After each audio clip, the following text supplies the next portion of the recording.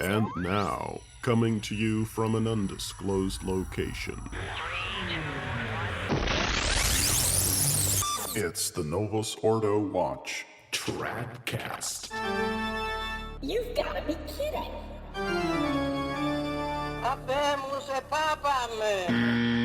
You can't make the stuff up.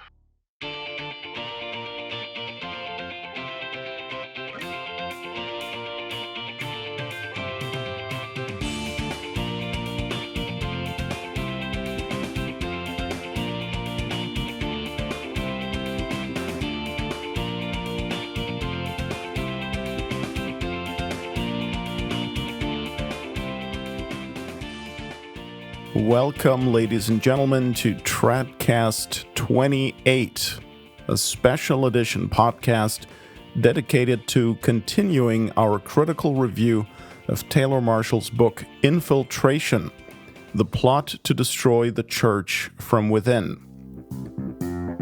This is part 2 of that endeavor, and it is also the final part.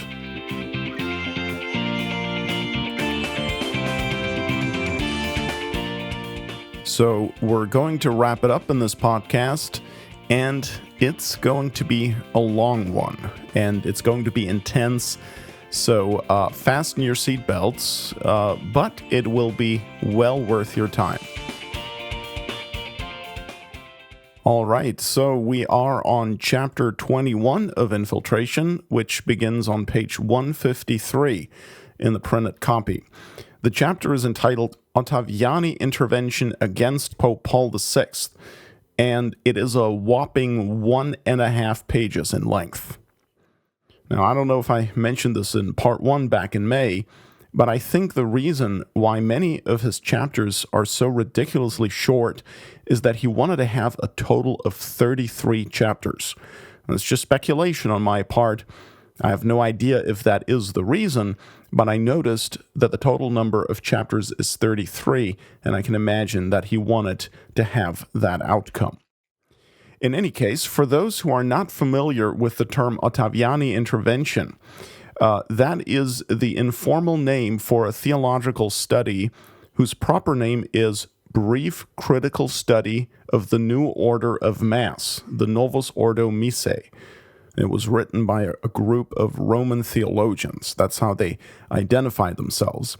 The main writer was the French Dominican Father Michel-Louis Gerard de Laurier, who later became a Sedevacanist bishop.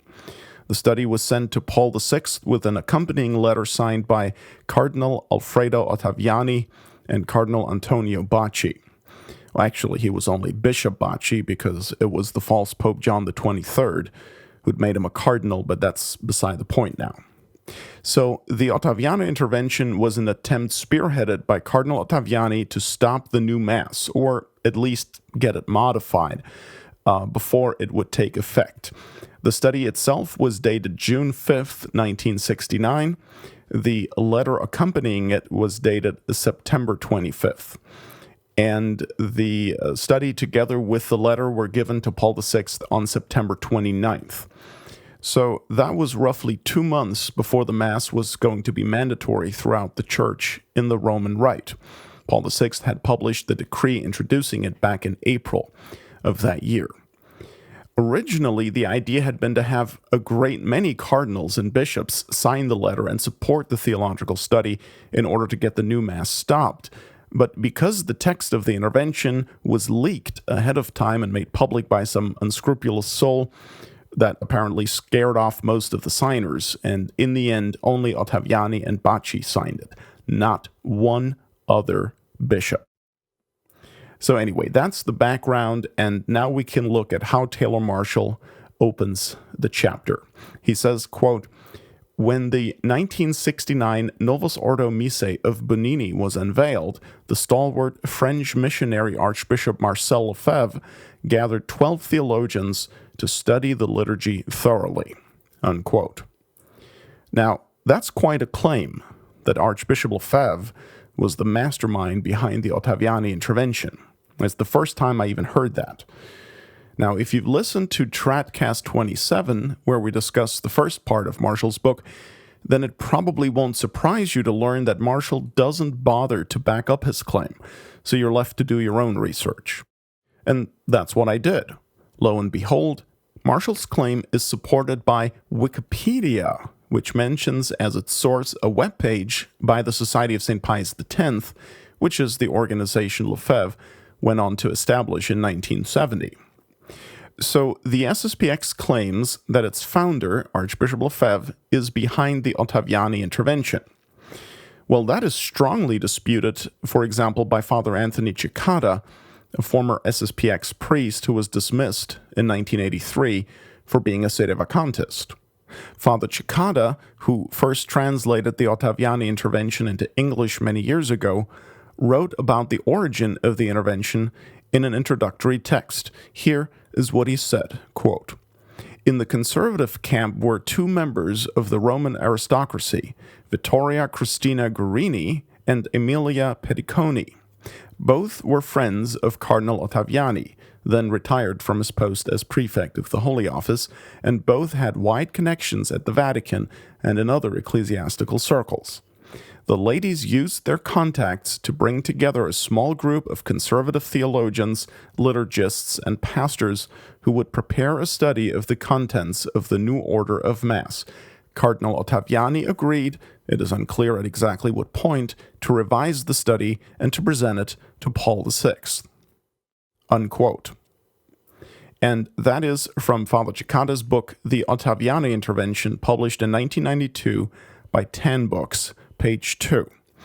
According to a personal email Father Cicada wrote me on June 29th of last year, 2019, all Archbishop Lefebvre really did with regard to the Otaviani Intervention was to ask Father Gerard de Laurier, who had written the draft, to translate it into French. That's it.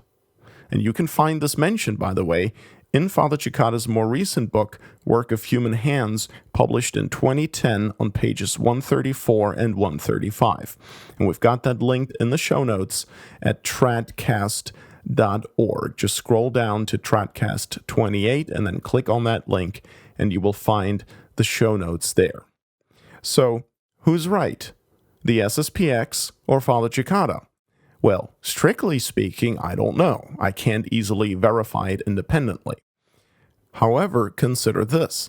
Archbishop Lefebvre himself did not sign the letter of Cardinals Otaviani and Bacci that was presented to Paul VI with the study. No other bishop signed it besides those two, although Lefebvre himself had reportedly said that there were 600 other bishops ready to sign it.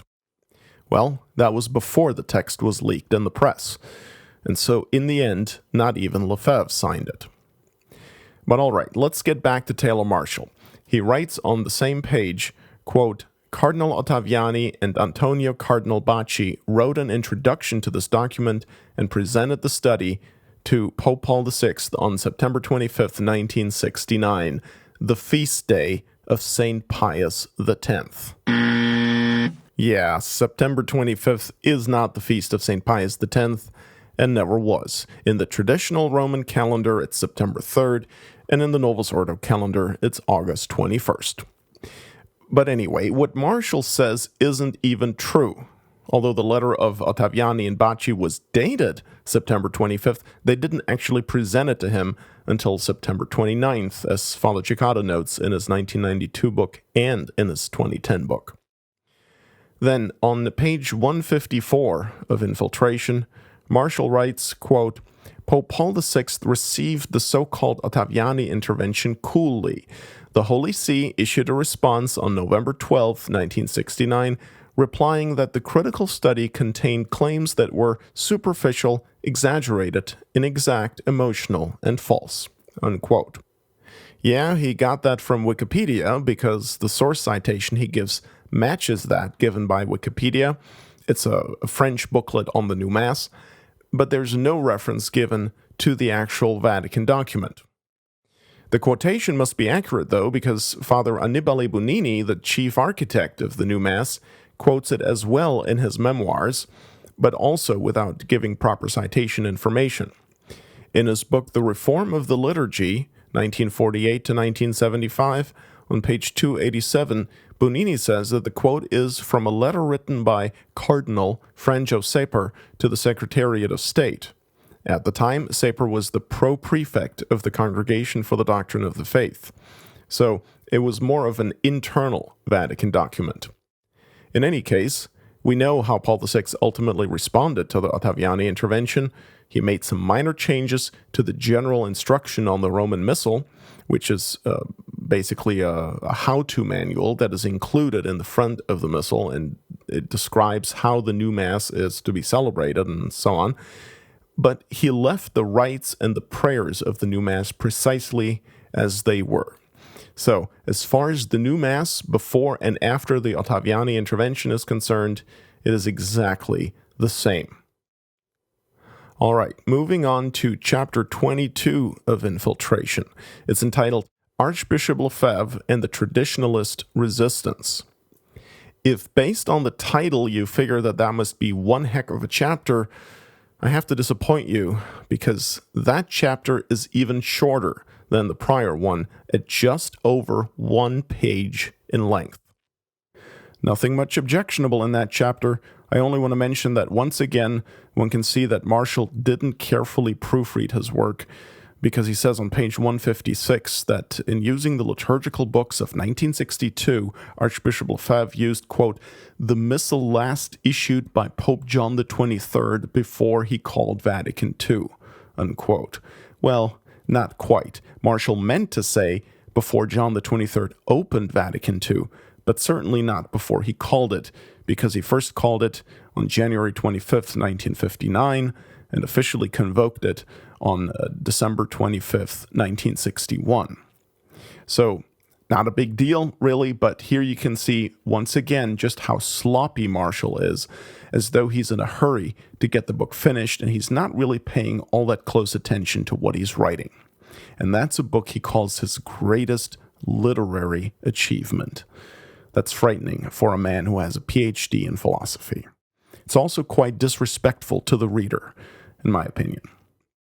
All right, the next chapter is entitled Resistance to the Novus Ordo Mise. Just a few quick things on that. On page 159, Marshall writes that in 1972, Paul VI abolished the, quote, minor orders of porter, exorcist, acolyte, and subdeacon, unquote. Now, it's true that he abolished all those, but just for the record, the subdiaconate is not a minor order. It's part of the major orders. Just saying. On page 160, Marshall claims, quote, Pope Paul VI's decision to authorize laymen as extraordinary ministers of Holy Communion broke with Western and Eastern tradition, which absolutely forbade anyone but a priest from administering Holy Communion, unquote. That's false. It's false to say that absolutely no one but a priest was ever permitted to administer Holy Communion. Taylor Marshall could have simply looked this up in canon law. Canon 845 of the 1917 Code of Canon Law says, quote, the ordinary minister of Holy Communion is only a priest.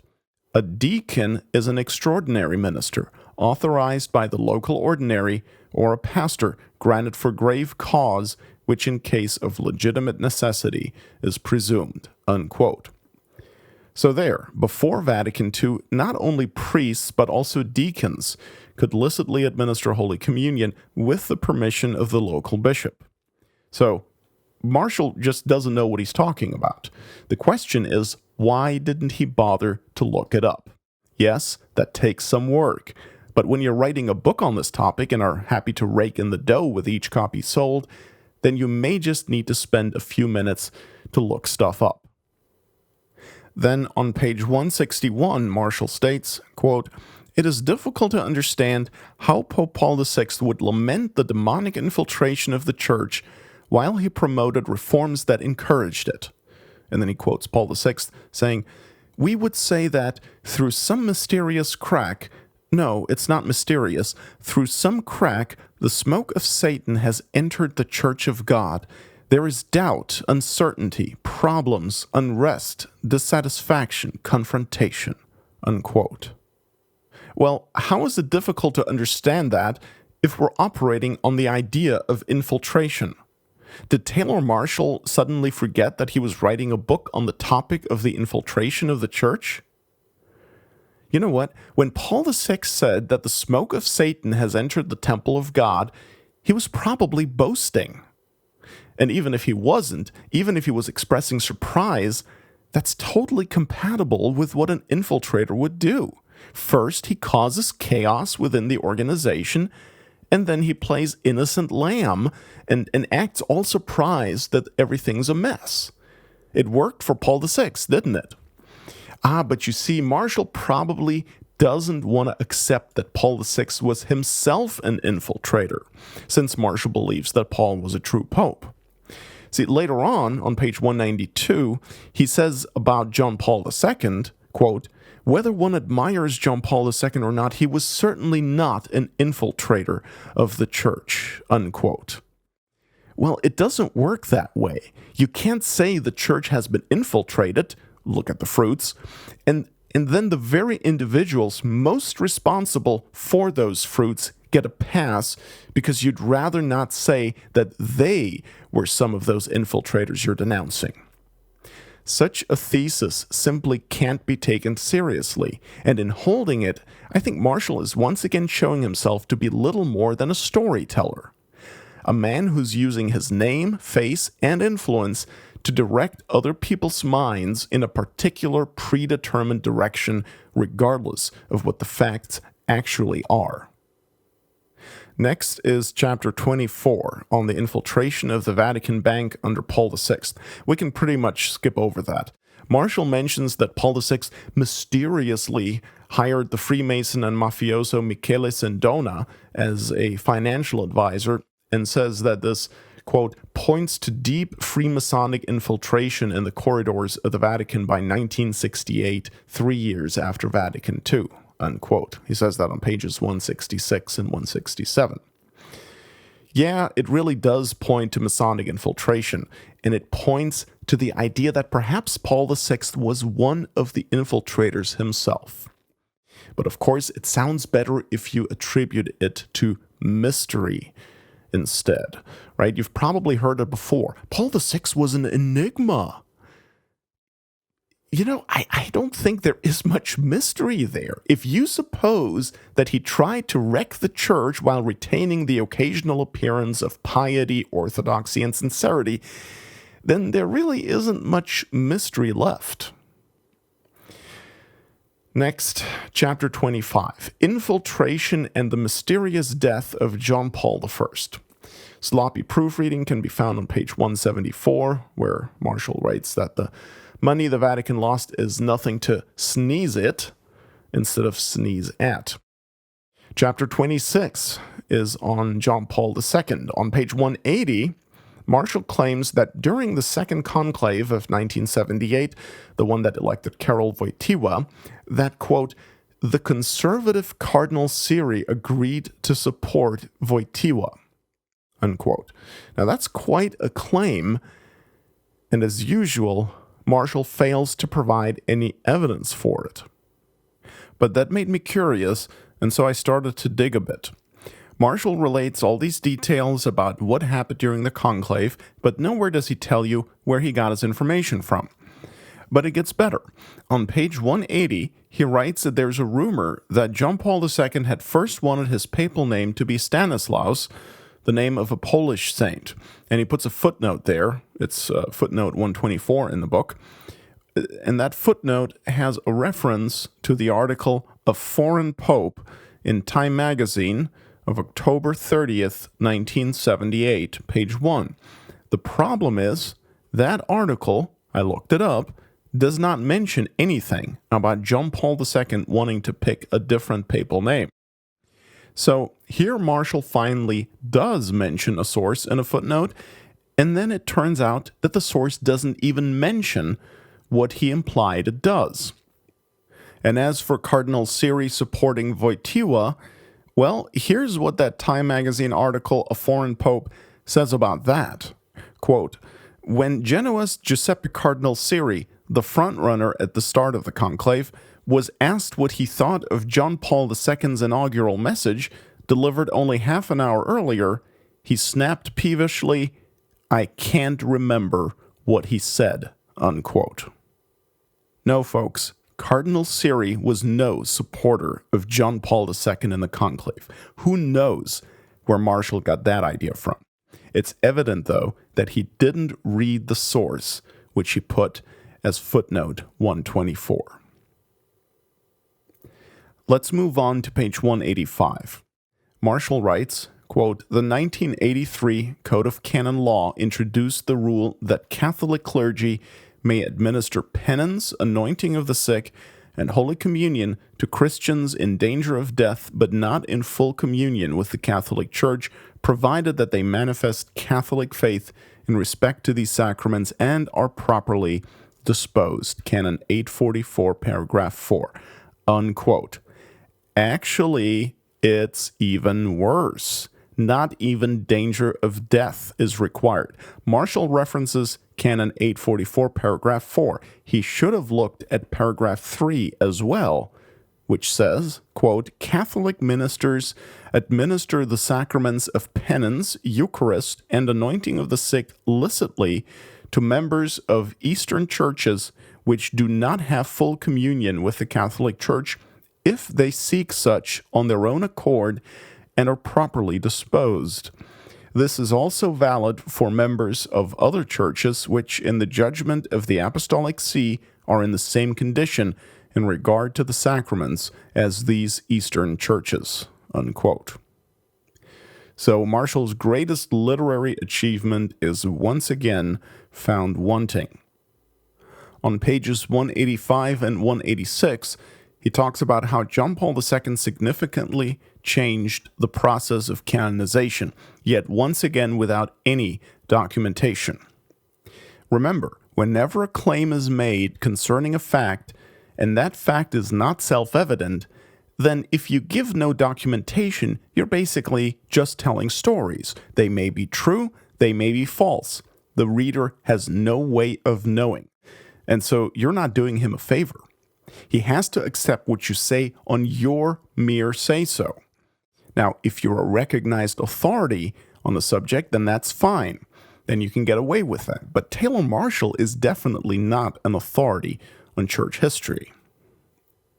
You know, this book, Infiltration, could have been such a great work. It could have been a goldmine of well-researched and properly presented information about the modernist takeover of the Catholic Church. Instead, Marshall offers this half-baked piece of fluff that gives an initial appearance of respectability, but once you give it a closer look, you realize it's totally shallow. And to me, it seems like it was simply meant to be a tool for Marshall to get himself quick name recognition and influence and credibility in the trad world, while Francis is still alive and there's this huge window of opportunity to reach and influence a lot of people who've had it with Francis. That's what I think the primary aim of the book is. And I'm sure Taylor doesn't mind it being a cash cow to boot. All right, on page 187, Marshall talks about the Assisi interreligious prayer for peace abominations. And he mentions that the Buddhists placed a Buddha on top of the tabernacle, which is true, and that they burned incense to it. And Taylor says emphatically that they did this with permission from the Pope. That's a quote. But the problem is, he doesn't give a source to back that up. He doesn't show when, where, how John Paul II gave that permission. And that would have been really important to point to, because defenders of John Paul say that although John Paul II permitted them to pray there, he would have never allowed them to put a Buddha on the tabernacle had he known that they were going to do that. You can look it up online. That's what I did. That is what they say, that John Paul II wasn't present in that location when that happened, and it wasn't authorized by him. So what we have here is par for the course. Marshall makes an important claim and doesn't back it up. And on top of that, he misspells the phrase Dalai Lama on the same page, making it into Dalai Lama.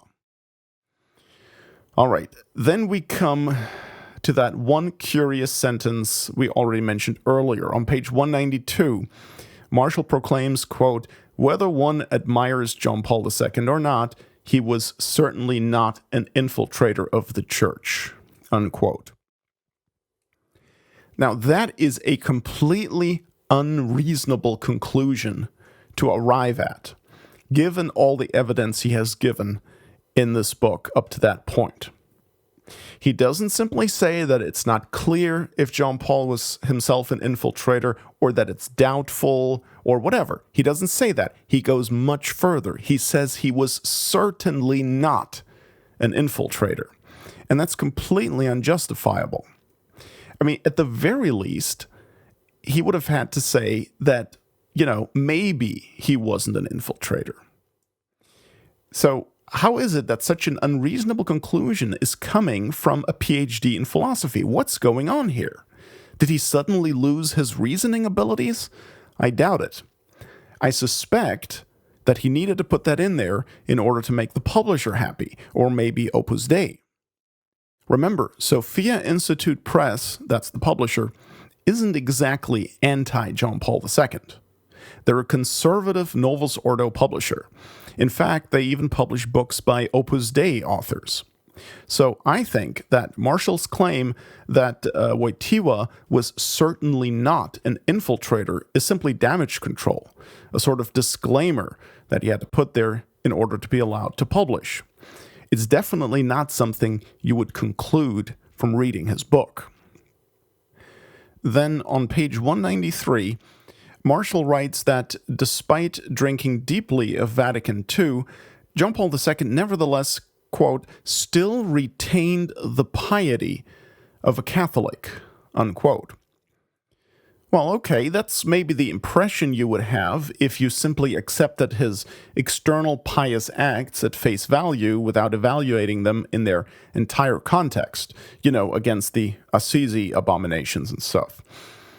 But I think a more perceptive assessment of John Paul II's apparent piety would be that he simply clung to enough outward devotions so as to better deceive the masses. There. You're welcome.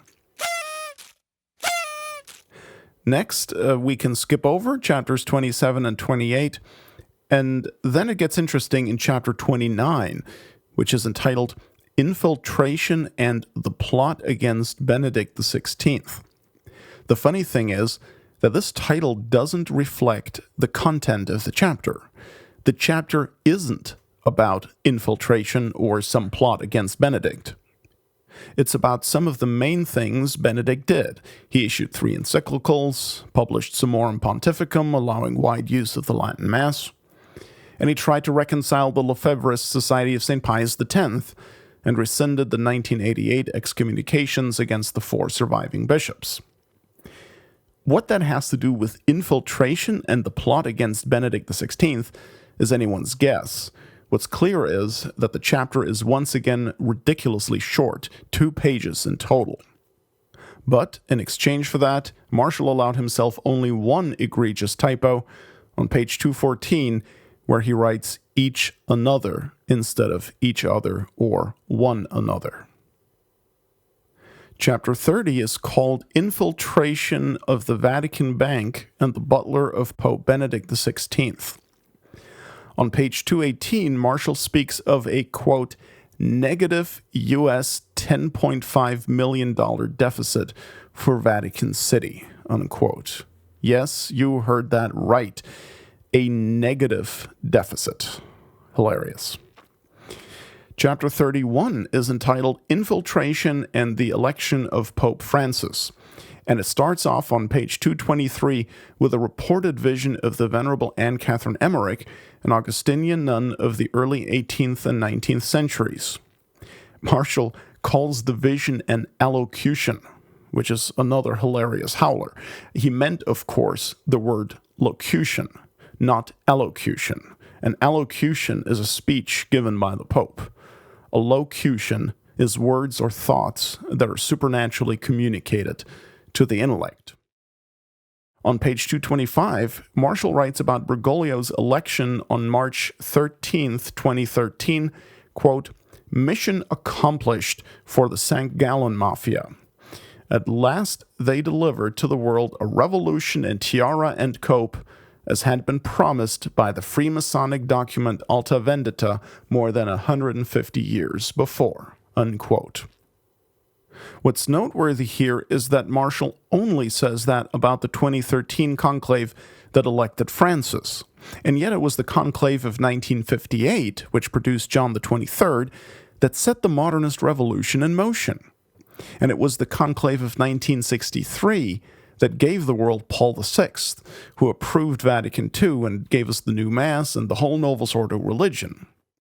The revolution in tiara and cope began in 1958, not in 2013.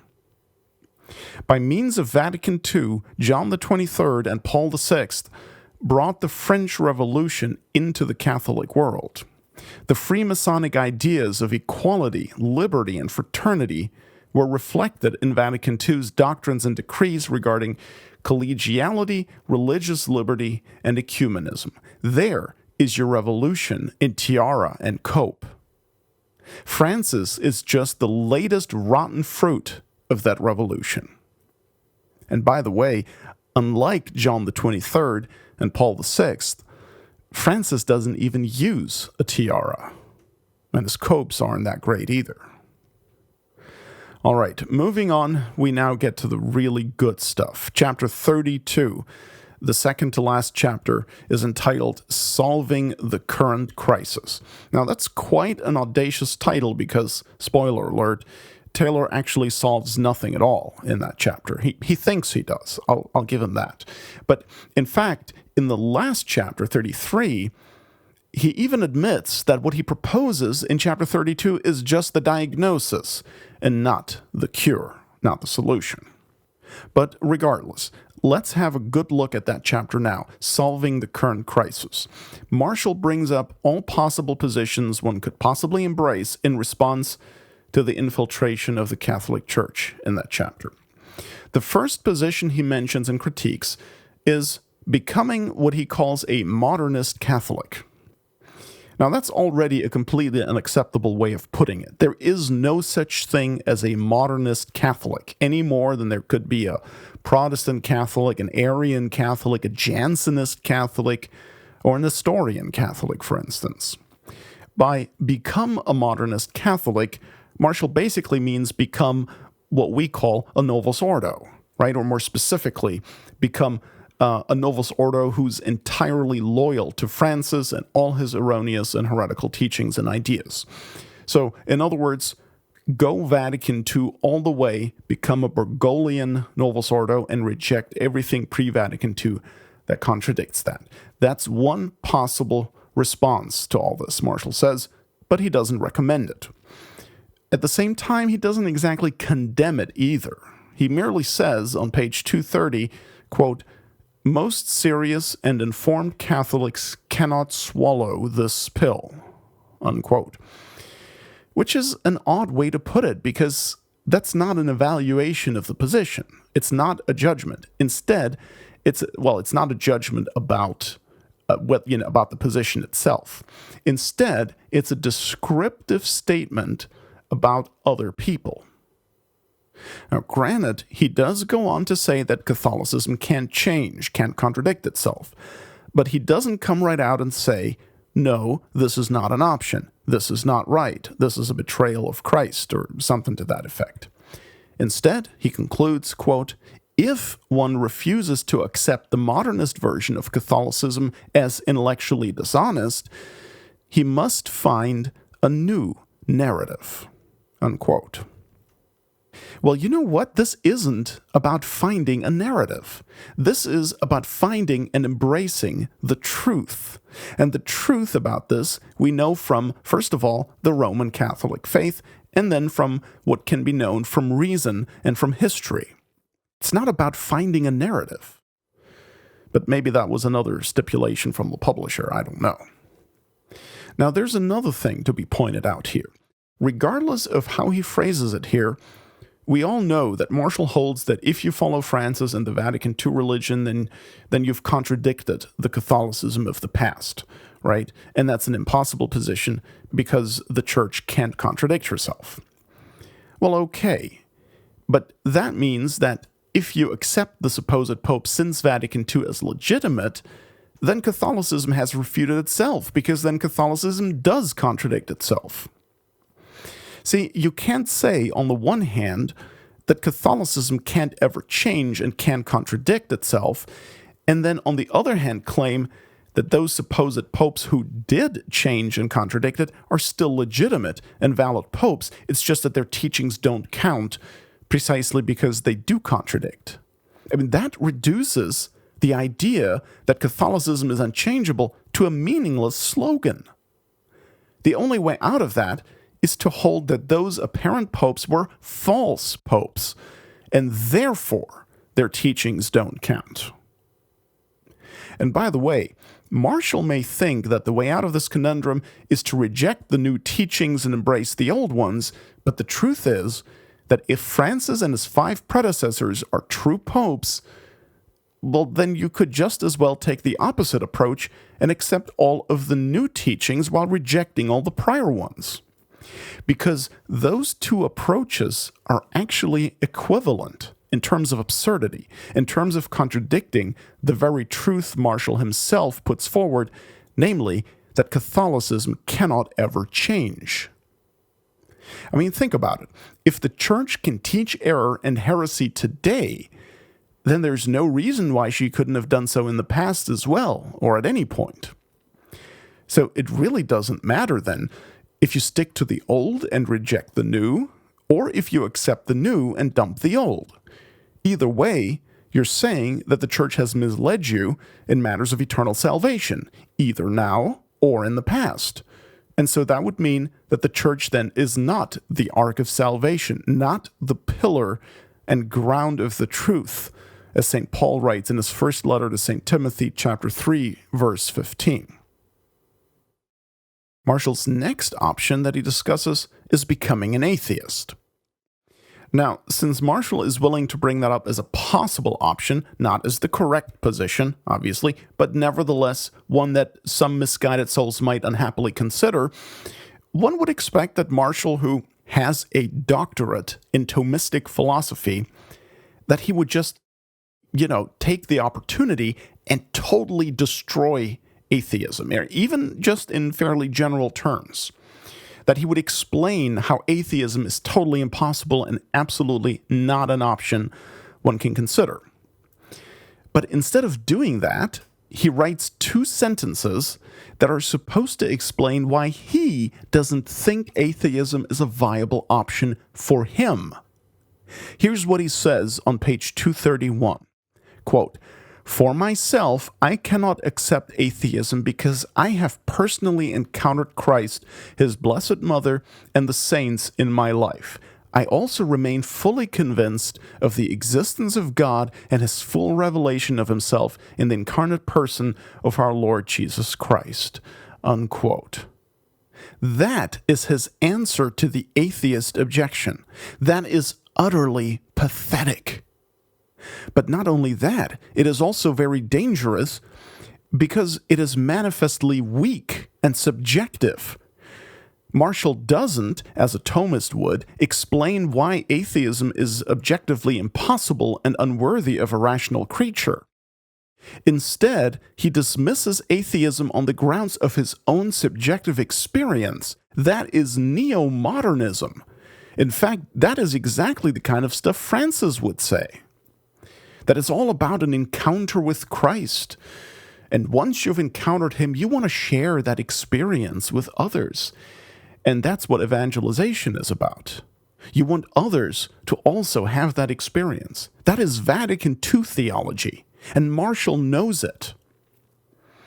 He doesn't even attempt to refute atheism here, not even in the most general way. He's not telling you why atheism is false or impossible. Instead, he's telling you what he's personally convinced of, which has nothing to do with anything. His response only says something about himself. It doesn't say anything about the error of atheism. So here, as a Thomist philosopher, remember, this guy gives online courses and stuff. He directs the new St. Thomas Institute that he founded. Here he could have really hit a home run, because this is right up his alley. Here he could have used his extensive education to hammer atheism, proving it to be intellectually untenable, even just very briefly, right? Or he could have referred the reader to other sources where atheism is refuted at length. Instead, he offers 2 sentences about his private experience. Wow. I mean, that's almost an invitation to atheism, because he's saying between the lines that there really isn't any way to refute it. He just personally doesn't like it because he's had certain experiences. Unbelievable. And to further underscore just how serious this is, remember that the First Vatican Council declared it a dogma that the existence of God can be proved by reason alone. You can check Denzinger, 1785 and 1806. And also the Oath Against Modernism, which Pope St. Pius X instituted in 1910 to be sworn by Catholic clerics and teachers. That oath includes the following line right at the beginning.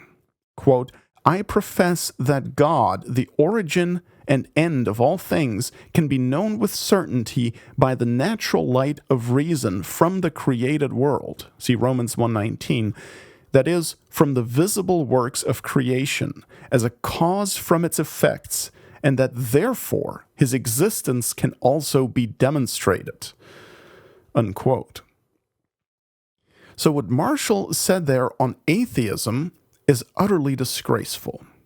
And I really don't understand why he did that. Beats me.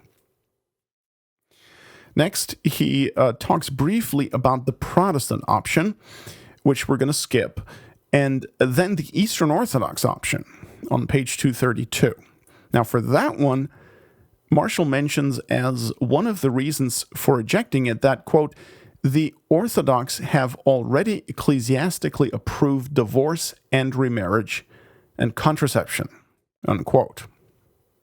Yeah, so if that means that Eastern Orthodoxy is not the true religion for those reasons, then that would also disqualify the Novus Ordo religion headed by Francis, wouldn't it?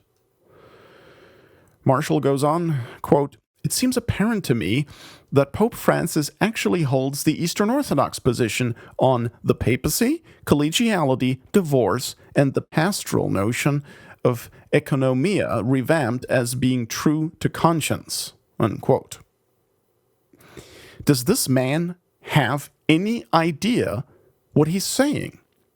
He says it is clear to him that Francis, the man he claims is the Vicar of Christ, the Pope of the Catholic Church, that Francis holds the Eastern Orthodox view of the papacy and of other things. I mean, hello? The Eastern Orthodox view of the papacy is that there is no papacy, okay? They believe that, yes, there is the primacy of Rome, but it's only a primacy of honor, of service, of love, and not one of jurisdiction over the universal church, which is dogma, right? So that view of the Eastern Orthodox is heresy. So according to Taylor Marshall, Francis is actually an Eastern Orthodox rather than a Catholic. But hey, not to worry. He's nevertheless the Pope. The head of the Catholic Church doesn't have to be a member of the Catholic Church. The Pope doesn't have to be a Catholic. The Pope doesn't have to believe in the papacy. Well, that's quite the narrative, I'd say. All right, next, we finally come to the topic of sedevacantism. Taylor Marshall explains what he thinks is wrong with sedevacantism and why he doesn't take that position. Here's what he says on page 233. Quote, "The sedevacantists hold that the papal conclave of 1958 was irregular, since the white smoke and ringing bells indicated a papal election, but no pope appeared on that occasion. They point to this oddity and suspect that Cardinal Siri was validly elected but falsely pressured to resign. No one knows exactly what happened within the conclave of 1958, but Sedevacantists resolutely affirm that Cardinal Roncalli was not validly elected as Pope John the 23rd, either because he was a Freemason and a heretic, or because the election itself was invalid." Unquote. All right, look, I'm not trying to beat up on the author here simply because he disagrees with Sedevacantism, okay? I am not opposed to legitimate discussion of issues, but for heaven's sake, at least make a bit of an effort to get the basics right. I mean, what Marshall says here is just idiotic. He's reducing Sedevacantism to problems with the 1958 conclave.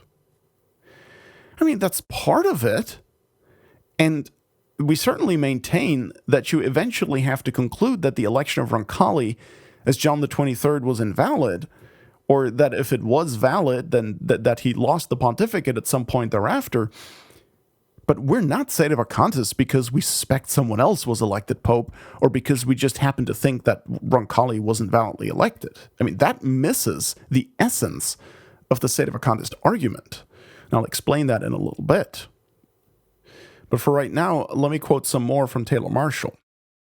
Quote, "They also note that the third secret of Fatima was to be revealed in 1960, and that John the 23rd refused to reveal it because it indicated that he was an anti-pope or warned the church of an impending false and heretical council." Unquote. Really? I don't know what source he's using for that, since, of course, he doesn't tell us. It's not like everything's footnoted in his book. But this is really the first time I've heard the claim that the third secret of Fatima says John the 23rd is an anti-pope. Hey, maybe it does. It certainly could. But I've never heard that before, and I think that if that were a major argument made by Sedevacantists, I would have come across it at some point. Now, the idea that the third secret talks about an evil council, yes, that is a suspicion many people have, not just Sedevacantists. Keep in mind that many of the semi-traditionalists like Taylor Marshall believe Vatican II to have been evil, erroneous, or even heretical. They just think that John the 23rd and Paul VI were true popes nonetheless. In any case, the third secret of Fatima is totally peripheral to the issue of Sedevacantism. Marshall further, quote, "Sedevacantism is attractive because, in one swoop, all the problems of infiltration, modernism, Vatican II, Paul VI's new liturgies, and a pope kissing a Koran disappear." Unquote. Well, yeah, obviously a lot of problems do disappear, but not the problem of infiltration. It would just mean that the infiltrators succeeded in usurping ecclesiastical offices and creating a pseudo-Catholic sect masquerading as the Catholic Church. You know, that very false church which Marshall himself mentions on page 223, quoting approvingly from Anne Catherine Emmerich's vision of May 13th, 1820, where she says, quote, "I saw how baleful the consequences of this false church would be," unquote. And yes, that was May 13th, the very day on which Our Lady of Fatima would first appear in 1917. So Marshall himself quotes this as part of the introduction to his chapter 31 on infiltration and the election of Francis. Next, Marshall says, quote, "I have noticed an increasing number of young men weary of the effeminacy of the post-conciliar liturgy and doctrine rallying to Sedevacantism as a logical, calm, and stoic solution to ecclesial chaos." Unquote. Okay, so the question then is whether Sedevacantism is a logical, calm, and stoic solution to the ecclesial chaos since Vatican II. Actually, even more so, the question is whether Sedevacantism is true, and that is ultimately the only question that really matters.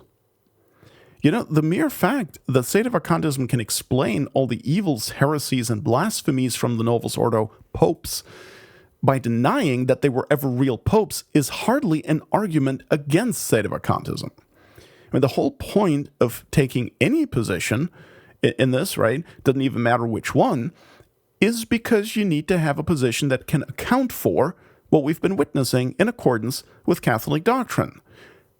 So don't argue, and I'm not saying he's even doing that here, although it does seem to me that he's hinting at it. Don't argue that because Sedevacantism does that, therefore it can't be right, because, well, that's the easy solution. That would actually answer it. Oh my goodness. Next, Marshall claims that Sedevacantism originated chiefly in the late 1970s when Father Gerard de Laurier proposed his material formal thesis, also called Sedeprivationism, which argues that the Novus Ordo popes were popes materially, but not formally. Now, that gets misunderstood a lot. What it basically means is that they were pope-elect, but never actually pope. In other words, they were in possession of a valid election, a valid designation to the papacy, but never received the papacy because of a voluntary obstacle preventing it. And if I'm not mistaken, Father Gerard de Laurier said that that obstacle was not having the objective intention to promote the good of the church, for instance, by intending to teach heresy or meaning to overthrow the church or whatever. Not sure exactly what he said, but the idea is not to evaluate that position now, but only to describe that position so people can understand what he said. Now, the idea of an obstacle preventing what would otherwise occur by a divine promise is found also, for instance, in the sacraments. If an unbaptized adult voluntarily receives the sacrament of baptism but has no supernatural contrition, meaning that he persists in grave sin, he has no intention to give up his mortal sins, then that baptism is valid, but it remains fruitless. That means that the indelible baptismal character is indeed imprinted on the soul, but the man's sins are not forgiven, not his personal sins, and not even original sin. So obviously that would be a grave sacrilege. For such a person, original and mortal sin is forgiven when he receives his first valid absolution in confession, or when he attains to perfect contrition, whichever comes first. All right, he could not receive baptism again because baptism was valid the first time, and a baptism cannot be repeated. So I just want to mention that as an aside to show that Father Gerard's idea regarding an obstacle preventing the papacy from being received by someone who has been elected to it and accepted it is by no means without any kind of theological justification. Okay, now of course the papacy is not a sacrament, and I'm not saying that there is an equivalence here, but sacred theology does allow reasoning from analogy. And hey, Father Gerard wasn't just anybody. He had taught at the Pontifical Lateran University in Rome when Pius XII was still pope. And apparently he was a papal advisor to for the dogma of the Assumption in 1950, and also Pius XII's confessor for a very short time. Anyway, Marshall is oddly imprecise and confusing in a summary of Father Gerard's position. On page 234, Marshall writes, quote, "His hypothesis suggested that Paul VI was, in fact, the Pope materially and functionally, but due to heresy, he lacked the formal charism of the papacy. The Pope was deprived of something, and hence his position became known as Sedeprivationism," unquote. That is Marshall's entire explanation of the material formal thesis. Now, readers who aren't already familiar with it are not going to have the faintest idea what Father Gerard meant. To say that Paul VI was Pope materially without explaining what that means is going to make people draw the wrong conclusion. Okay? It really just means he had received a valid designation to the papacy. But he was not Pope in any way, shape, or form. He merely had the potential to become Pope had he removed his voluntary obstacle. And who knows what Marshall means by being Pope functionally? Okay, he doesn't explain. And to say that according to the Gerardian thesis, Paul VI lacked the formal charism of the papacy without elaborating on it is also going to have people guessing. We're talking here about matter and form as understood in scholastic philosophy and sacred theology. All right, next, Marshall gets to his critique of sedevacantism, but notice that up to this point, he really hasn't dealt at all with the essence of the sedevacantist argument. All he's done is said something about the 1958 conclave, about the Third Secret of Fatima, and about Father Gerard de Laurier's thesis, which was meant to explain how it is that the Novus Ordo popes aren't true popes. So, what is the essence of the sedevacantist position? Well, in a nutshell, it's this. The traditional Catholic faith, specifically the teachings about the papacy, the church, and the magisterium, cannot be sustained, cannot be upheld, unless we suppose that the apparent popes who followed Pius XII are not true, valid, legitimate popes. Catholic teaching on the papacy precludes John the 23rd through Francis from doing what they did in their official capacities. But it's not even just about those individuals. More broadly, it's ultimately about the entire church. After well over 5 decades since the council, it's evident that the entire institution that is being run by these modernists cannot possibly be the Roman Catholic Church. The doctrines, laws, liturgy, and sacramental rites that have been coming from the Vatican since the election of John the 23rd cannot possibly have come from true popes or from the Catholic Church. In short, the argument is this. The Catholic Church is indefectible, but the Vatican II Church has defected. Therefore, the Vatican II Church is not the Catholic Church. That, in a nutshell, is the sedevacantist argument. Now, I'm not going to get into the individual proofs here now or the different ways that can be argued. That's all over the Novus Ordo Watch website and is also discussed in many other podcasts. But that is the sedevacantist position. And Taylor Marshall doesn't address it at all. And of course, the question is, why not? Anyway, here is Marshall's critique from page 234. Quote, "My objection to sedevacantism is twofold. Sedevacantists do not present a consistent theological narrative for the origin of a crisis without a pope, and they also lack a consistent solution for the formal restoration of the papacy on earth." Unquote. Let me stop right there for a moment. So there he is with his narrative again. There's no consistent narrative for the origin of it all. Well, even if that's true, and I'm not saying it is or isn't, well, that would be of secondary importance. The main question is whether by Catholic theology, the papal claimants after Pius XII can be true popes, whether that's possible. That is the question. And whether the establishment that calls itself the Catholic Church but teaches all these anti-Catholic things is really the Catholic Church. And if the answer to these questions is no, then that's as much of a consistent narrative as we're going to need. I'll say more about that in a minute. The second objection Taylor mentions is that sedevacantists lack a consistent solution for restoration. So if you don't know how to cure cancer, you'd better not diagnose the patient with cancer, right? Yeah, that makes a lot of sense.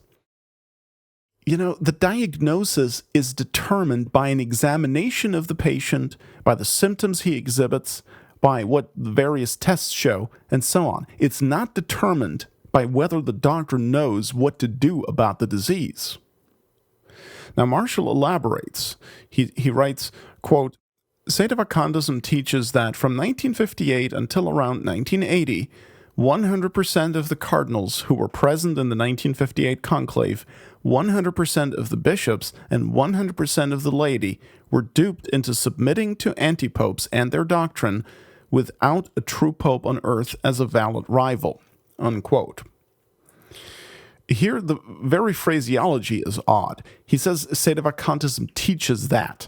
Well, sedevacantism is a diagnosis based on Catholic doctrine. It doesn't teach anything. He should have said, at the very least, that sedevacantism appears to imply that everyone was duped. And to be honest, if the sedevacantist conclusion is necessary, then I don't care what that implies about the cardinals or the bishops or whomever. Okay? That's not the primary issue. What follows, follows. It definitely beats accepting Francis as pope and then refusing him submission so you're not tainted by his religion. I think part of the problem here is that we simply don't have all the facts. In my opinion, we simply don't know a lot of things about what happened at the 1958 conclave or shortly thereafter, who knew what and who did what behind the scenes. And to show you that I'm not just saying that, consider, for example, what Monsignor Joseph Clifford Fenton, an Orthodox American theologian who attended Vatican II to assist Cardinal Otaviani, what he wrote in his personal diary after the election of John the 23rd. He references a friend of his who told him something about the 1958 conclave. The moniker Spelly that he uses is a reference to Cardinal Francis Spellman of New York. Here's what Monsignor Fenton writes in his diary for November 2nd, 1960. Quote, "Our Maltese friend, who was born in Alexandria, told us that he saw Spelly coming out of the conclave looking white and shaken." Unquote. Now, obviously, that's not proof of anything. But my point is that this is one of a number of indicators that something very sinister took place after the death of Pope Pius XII, and we just don't know a whole lot of stuff yet. I mean, we've seen the results, right? We can see the fruits, and we have to conclude an enemy has done this. So, what we do know is that whatever happened accounts for the situation now with this weird Vatican II church that came into being after Pius XII. So that's my opinion, okay? But I think it's a reasonable one. And always remember, too, that we're talking here about the mystery of iniquity, most likely, right? The devil's last hurrah. So don't make the objection that, you can't explain it all. Yeah, well, no kidding. Okay? The point isn't to be able to explain it all with some consistent narrative, as Marshall seems to think, but to explain as much as possible in accordance with Catholic doctrine. Whatever we cannot figure out will have to remain shrouded in mystery. Now, notice I said mystery, not contradiction. The Catholic Church is not a human institution. Taylor seems to think she is, because he thinks that the church can teach all kinds of garbage and lead her children astray, and when that happens, then it's necessary for individual believers to resist and get others to resist as well until the church rescinds all her false teachings and corrupt sacramental rites. I mean, that is treating the church like a merely human institution, no different from the Anglican Church, for example. But the Roman Catholic Church is a divine institution. What the heck happened after Pius XII died? Beats me. What we know is that what emerged after the conclave of 1958 was a strange new church teaching a strange new religion. Now, that wasn't obvious right away, of course, and that's the reason why practically everyone fell for it. And I say practically since I obviously have no way of knowing what everyone thought or did. Of course, it would be good to be able to explain exactly what happened and how, and who did and thought what about it, and so on. But that's more of a luxury discussion, in my opinion. The question isn't what people could or should have known by 1963. The question is, what is obvious now for us in 2020? We have the benefit of hindsight, so let's not refuse to make use of it on the grounds that we can't then quite explain what this would mean for the initial years before it all became obvious. In 2 Corinthians 5:7, St. Paul writes, quote, "We walk by faith and not by sight," unquote. And that is key. God will put an end to this mess in His time. How will He restore everything? I don't know. But then I don't know how God transubstantiates bread and wine into His body, blood, soul, and divinity either. The virtue of faith does not require or seek demonstration. It accepts divinely revealed truths on the authority of God having revealed them. God cannot lie. God cannot be mistaken. He said that the gates of hell would not prevail against His church. He didn't say that you and I would always have all the answers. So when we come to a point where we have to say, I don't know what's going on here, I can't explain it, then that's fine. Assuming, of course, that we've done all we reasonably can do in this matter, and as long as we adhere to and profess all of the Church's teachings, just as they were taught and believed until the death of Pius XII. See, if the gates of hell can't prevail against the Catholic Church, but they have obviously prevailed against the Vatican II Church, then the only possible conclusion is that the Vatican II Church is not the Catholic Church. Now, that may not be enough of a consistent narrative for Taylor Marshall, but then the problem is with Taylor Marshall. Okay? And it sure beats reinterpreting the Church's dogmas about her own indefectibility and infallibility to the point where they become meaningless. All right, back to Taylor Marshall. I noticed that in the Amazon Kindle edition of his book, he inserted an extra footnote that refers readers to John Salza and Robert Sisko's book, True or False Pope, for what he calls a thorough explanation and refutation of sedevacantism. Yeah, Salza and Sisko's book was so awesome that they couldn't even get the distinction between internal and occult heresy right. And their book is so theologically flawed that one of their own resistance priests, the Reverend Paul Kramer, published a massive 676-page response entitled To Deceive the Elect. Got it linked in the show notes. Anyway, that just as an aside. And notice Marshall was happy to include a footnote on where to find supposedly a refutation and explanation of sedevacantism, but he didn't think to do that for refuting atheism. Very interesting. On pages 234 to 235, Marshall objects to the sedevacantist position because, as he argues, quote, "This sudden ecclesial crisis was not signaled by a proximate Marian apparition, miracles, prophecies by holy priests, or signs and wonders. Even Padre Pio of Pietrelcina, who spoke regularly with Jesus, Mary, the saints, and the holy souls, failed to learn that John the 23rd and Paul VI were antipopes," unquote. So Taylor Marshall needs signs and wonders in order to conclude that Francis isn't pope. Funny that he doesn't need signs or wonders to conclude that the Catholic magisterium is leading souls to hell with its teachings, or to conclude that a rite of Mass promulgated by the Roman pontiff is junk.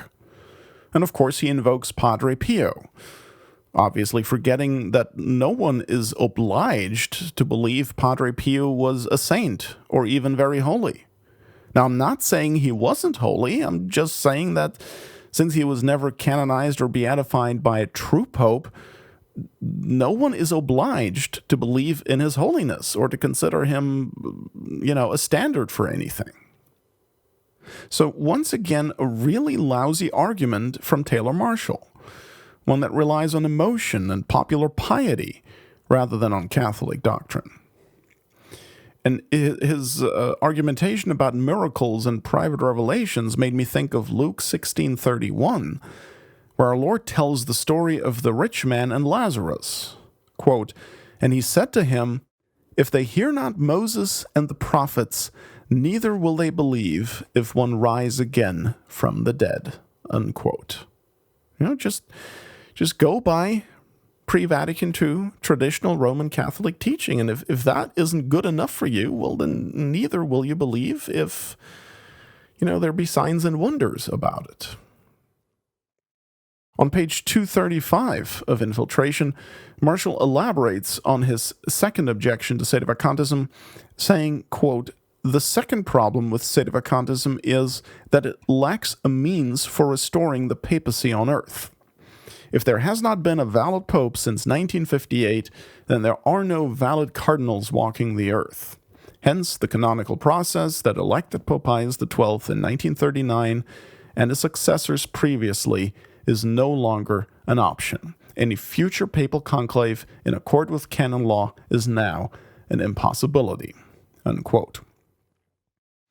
Here you can tell that Marshall has obviously not done the least bit of research on this subject. Else he's deliberately making an argument that he knows to be flawed.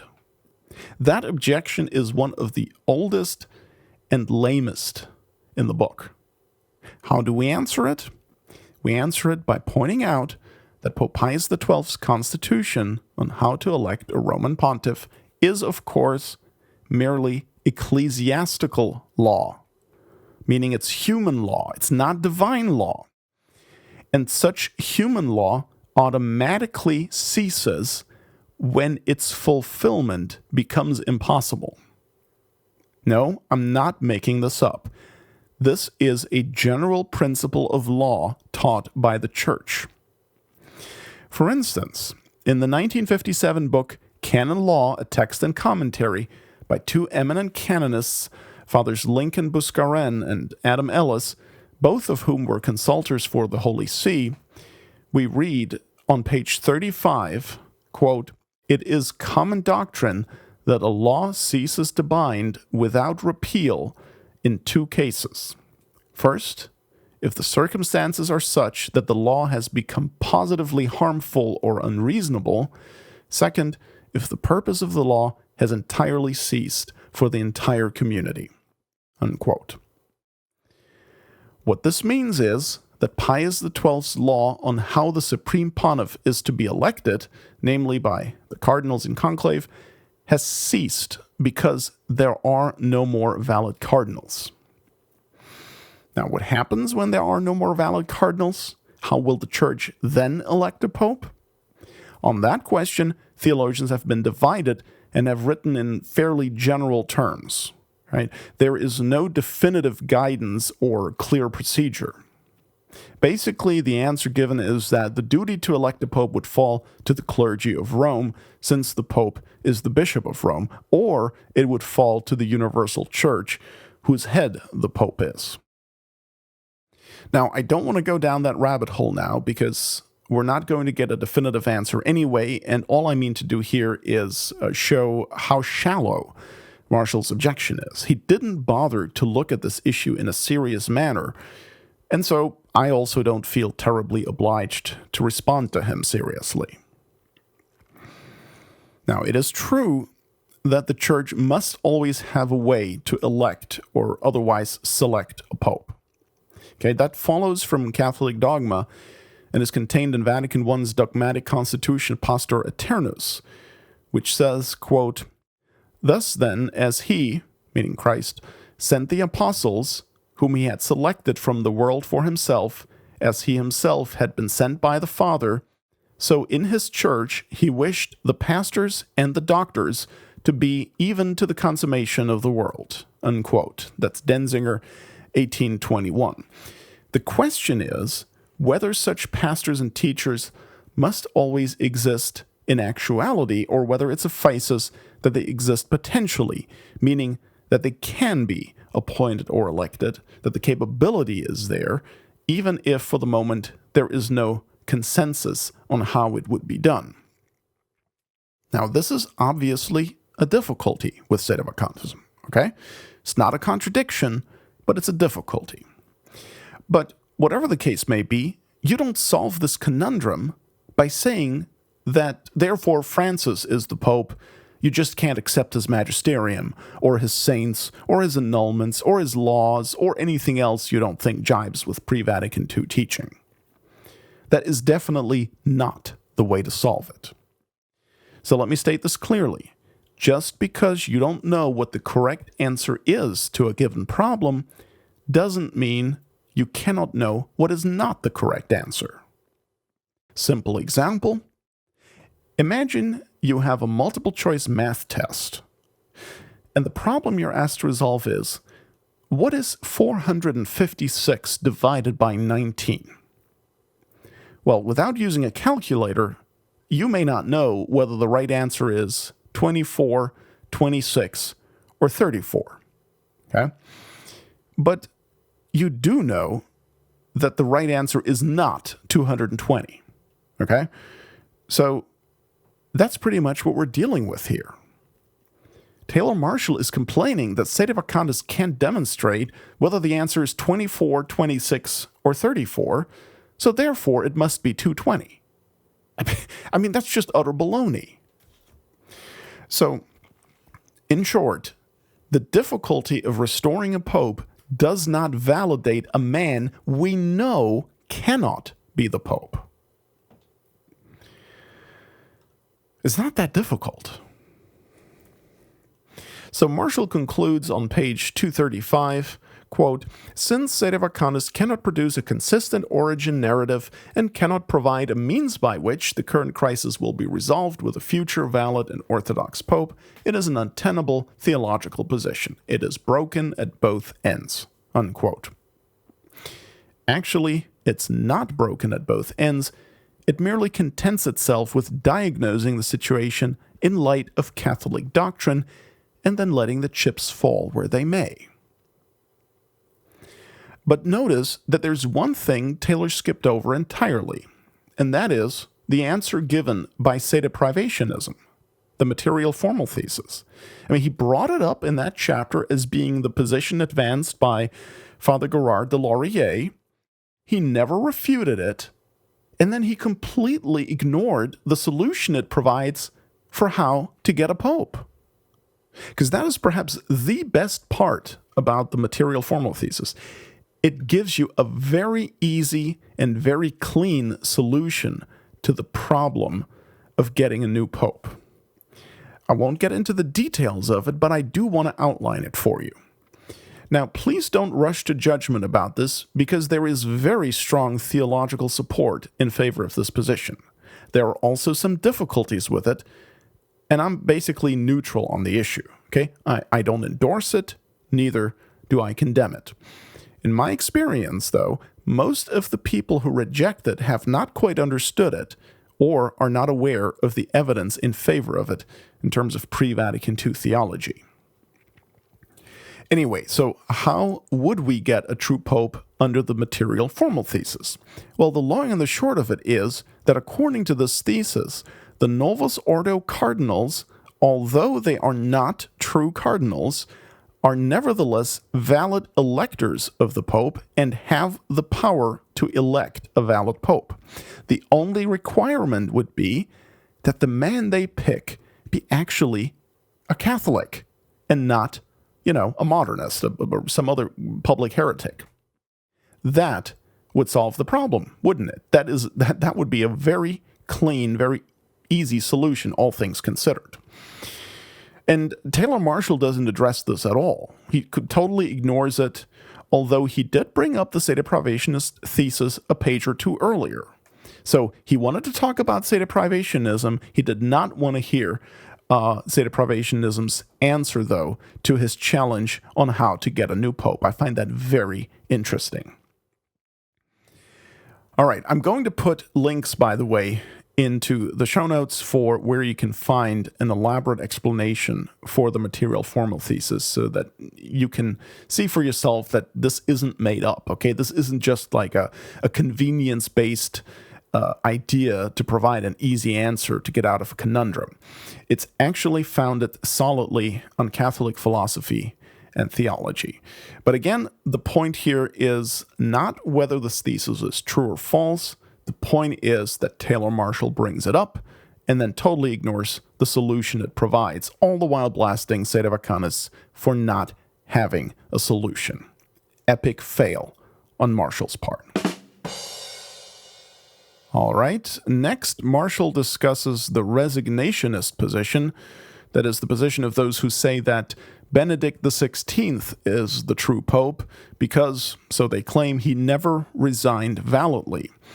And we're going to skip that and go straight to his defense of the recognize and resist position starting on page 239. And boy, is there a lot to say about that. But you know what? Before we go there, let's finally take a quick break so we can breathe a little bit. We'll be right back. It's not just a podcast. It's a TRADCAST. TRADCAST.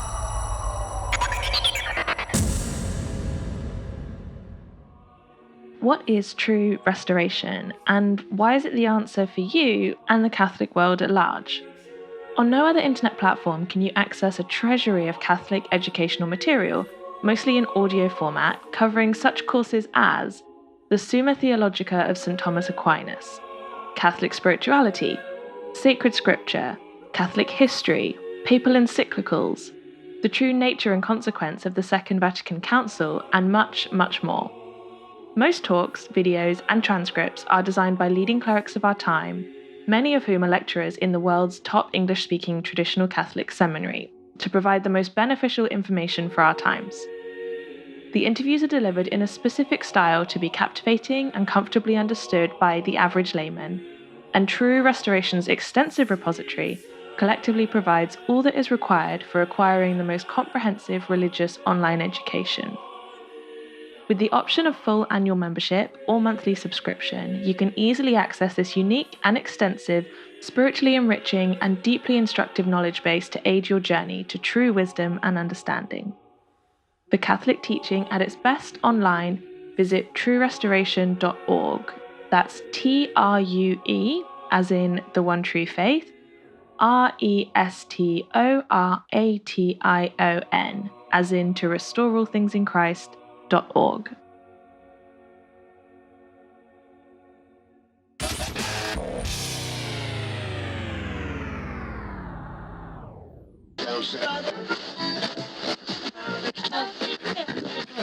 If you're looking for EWTN, this ain't it. TRADCAST.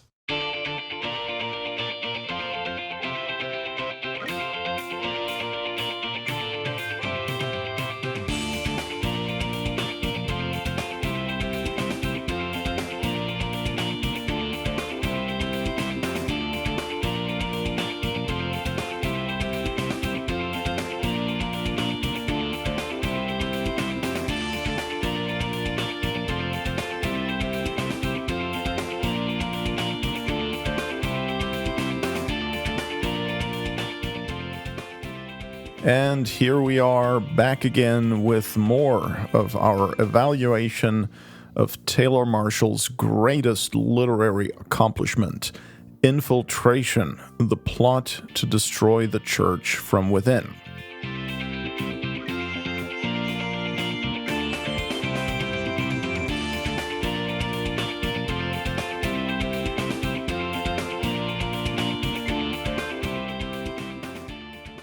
Continuing with chapter 32, we're now on page 240, where Marshall writes, quote, "Since no pope since 1950 has exercised his extraordinary magisterium by declaring anything infallibly ex cathedra, the Catholic may in good faith and conscience resist errors spoken by a pope on Twitter, on an airplane, or even in a papal document." unquote. You know, Marshall at times writes like a sophomore in high school. There is so much wrong with what he just said, it's unbelievable. First, there is the unstated premise that only those things are obligatory on the Catholic conscience that are defined infallibly ex cathedra, as though the non-infallible magisterium were not binding, or only binding insofar as each believer thinks that the Pope didn't make a mistake. And of course, when a Catholic does come to the conclusion that the Pope got it wrong, why, then obviously the individual's position prevails over that of the Pope, right? So that would mean that the Pope teaches bindingly only when he agrees with you. Well, whom are you really following then? The Pope or yourself? Second, Marshall is lumping it all together. Magisterial document, airplane interview, Twitter comment. I doubt that he means that Francis' tweets and interview comments are just as magisterial as his official documents. Third, Marshall says that a Catholic may resist what he believes to be errors in papal teaching. But may implies that one doesn't have to. In other words, Marshall is saying it is perfectly fine to accept Francis' errors just as it is fine to resist them. Did he really mean that? I doubt it, but it's what he's saying. So, although he argued earlier in the same chapter that it's not theologically tenable to accept the errors of Francis and Vatican II, here he's now implying that it's just fine to do exactly that if you prefer. And if you want to say that, no, that's not really what he means here, he really means you're not allowed to embrace Francis' erroneous teachings, then okay, fine. But then he's saying that following the non-infallible papal magisterium can lead you to losing the faith. And that contradicts the perennial Catholic teaching on the papacy that we've shared so many times on this podcast program. For those not familiar, I'll put a link in the show notes. Then Marshall says that what he just said about resisting Francis also holds true for resisting Vatican II. And he repeats the same truncated quotes from Paul VI that he had already quoted dishonestly in chapter 19 on page 143. And once again, he leaves out any ellipsis points, so the reader can't tell that stuff has been left out. Now, if you'd like to hear my extensive commentary on that, it's discussed towards the very end of TRADCAST 27, which you can find at tradcast.org. Basically, what Marshall does is he quotes Paul VI from the closing speech of the fourth session of Vatican II on December 7th, 1965, and then he quotes Paul VI from an audience he gave in January of 1966. In both cases, Paul VI mentions that Vatican II did not include any extraordinary papal pronouncements, no infallible ex cathedra definitions. So Marshall concludes triumphantly on page 240, quote, "Since Vatican II did not bear the mark of infallibility or the extraordinary magisterium, a Catholic can claim without impiety that the council may have contained mistakes," unquote. The problem here is twofold. For one thing, Marshall doesn't quote the entirety of what Paul VI said. He truncates the sentences, cutting them off before they're finished. And he cuts them off because the rest of what Paul VI says contradicts the recognize and resist position that Marshall's promoting. I'm not going to give you the full quotes again now. You can listen to them in TRADCAST 27. But basically, Paul VI was saying that even though Vatican II didn't make any infallible pronouncements, nonetheless, its teaching is authoritative and binding, coming from the supreme ordinary magisterium, and it must be accepted by all the faithful with docile submission. Taylor Marshall didn't think it was necessary to let you know about that part. Then, the second problem with Taylor using these statements by Paul VI is that they contradict his own recognize and resist position in principle. Keep in mind, Marshall's whole position is that Vatican II is not binding because it's not infallible. But then, in the same breath, he's telling you that Paul VI's comments in his closing speech and at a general audience after the council, somehow those are binding. Those are authoritative. I mean, he doesn't say that, but he does treat them that way. So when Paul VI invokes his supposed apostolic authority to declare that man has a right to religious liberty in virtue of his human nature, then Taylor Marshall says, no worries, that's not binding, resist it.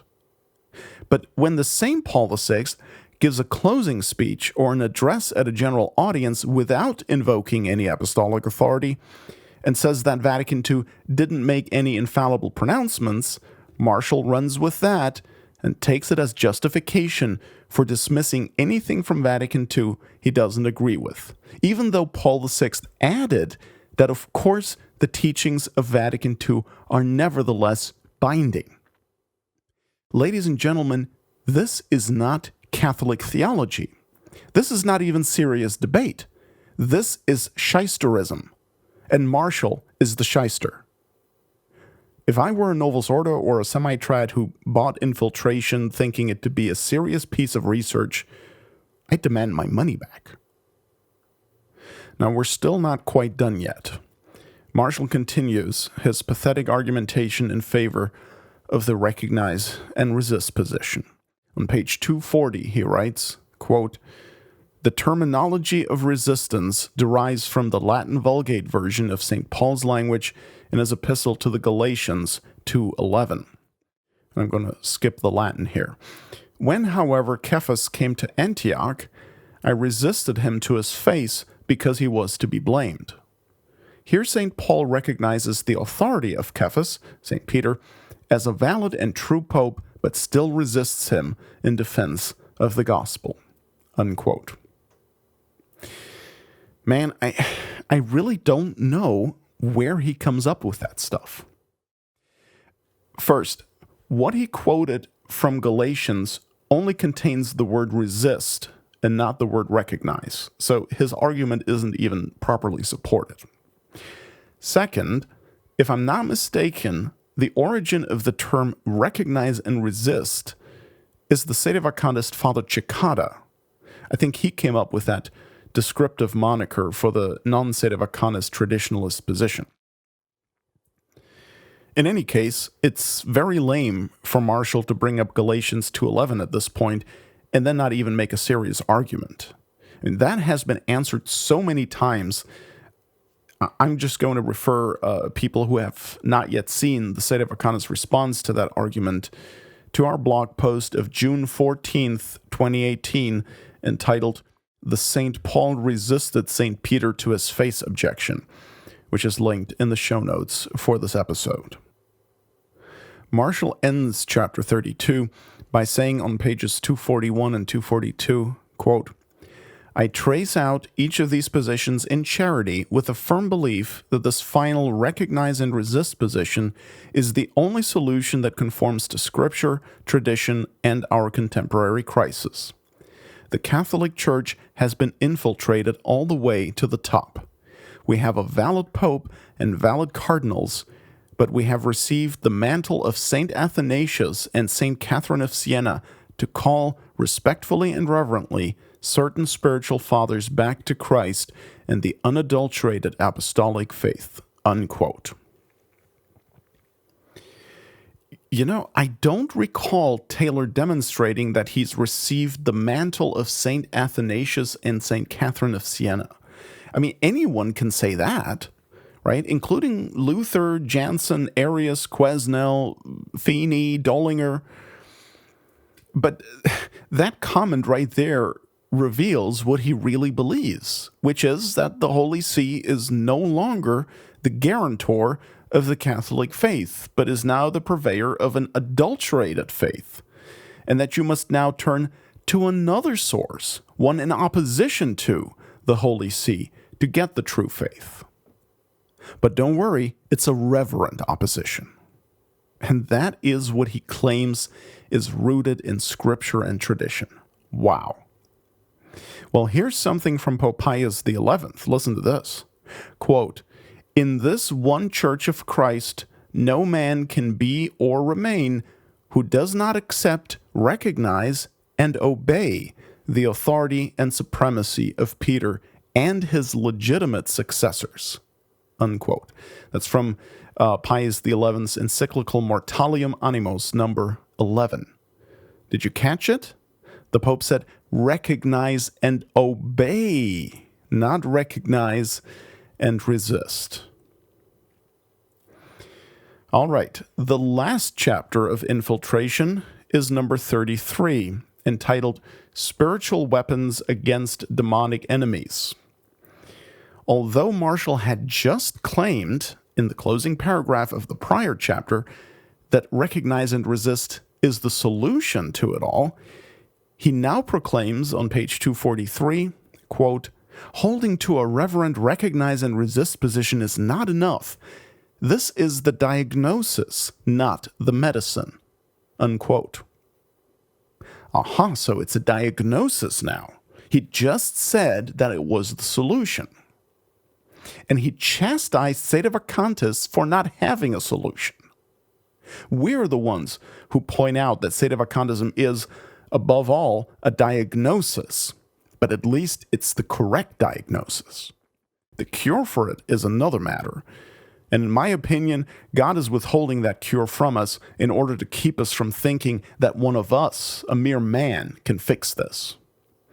Because that man would then be the savior of the church, you know?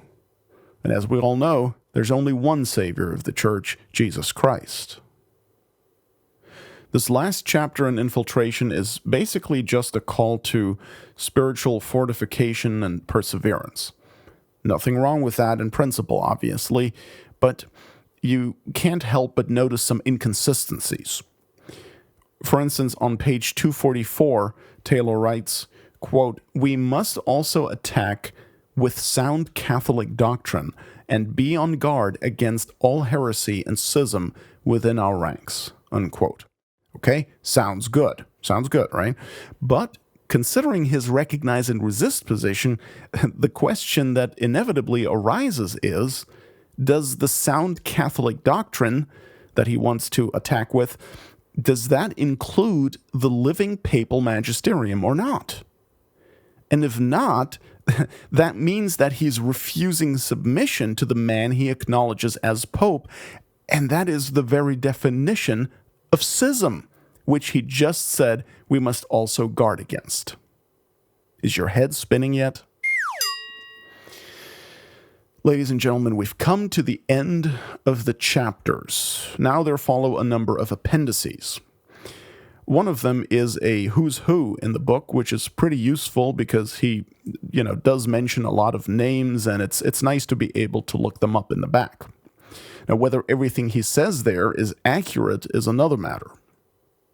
So, for instance, he writes on page 259 about John Paul II, quote, "While he supported the reforms of the Second Vatican Council, he was generally seen as doctrinally conservative, and he upheld the Church's traditional teachings." Unquote.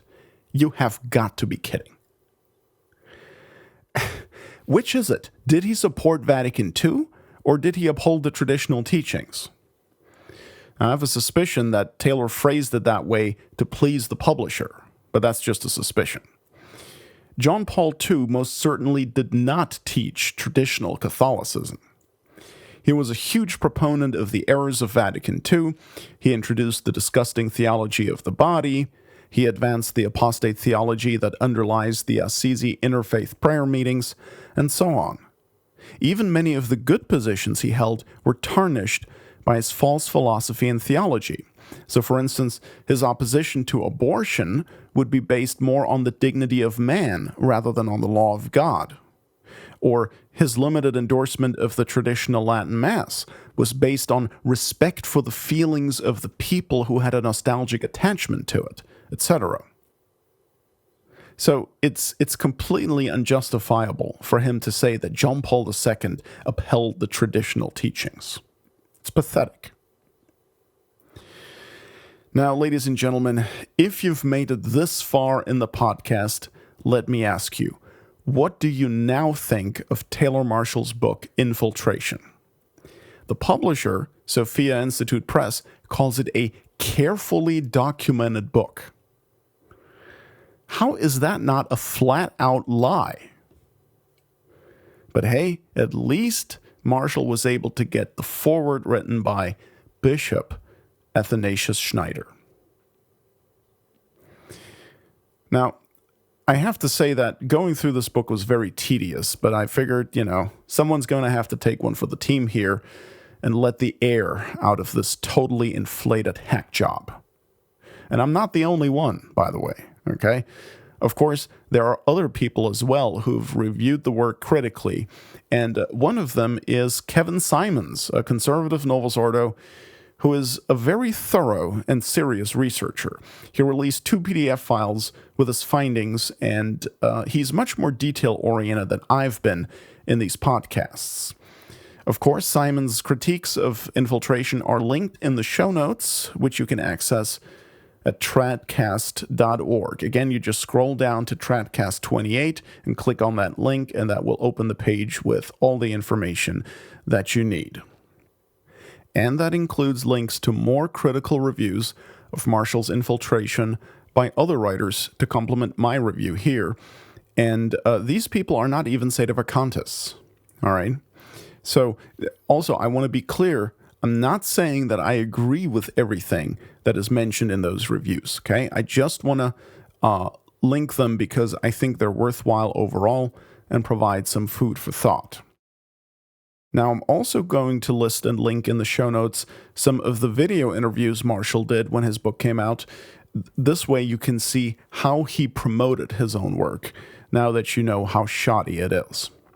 Interestingly enough, Michael Voris has since deleted his video interview with Marshall. I'm guessing that's because Marshall ended up endorsing the SSPX. But we'll link the page anyway so you can see that for yourself. You can see that it's been removed. By the way, the Call Me Jorge blog released a post on April 2nd of this year entitled Infiltration, Who is Really Doing It?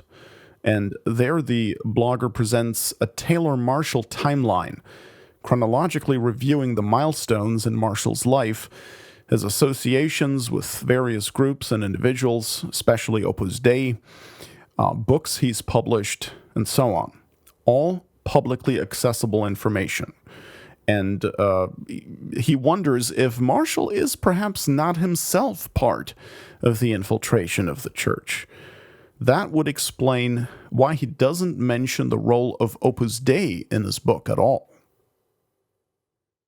Ladies and gentlemen, you've been very patient in suffering through this with me, and I'll have you know that patience is rewarding, because, of course, I've kept the best for last. Yeah. Marshall released his book on May 31st, 2019. That's when it began to be sold in stores and especially on Amazon.com. Now, I knew something was off when in less than 24 hours, Infiltration already had a solid 5-star rating on Amazon based on a total of over 800 reviews. Yes, we've got the screenshots to prove it. Check the show notes. Now, how's that possible?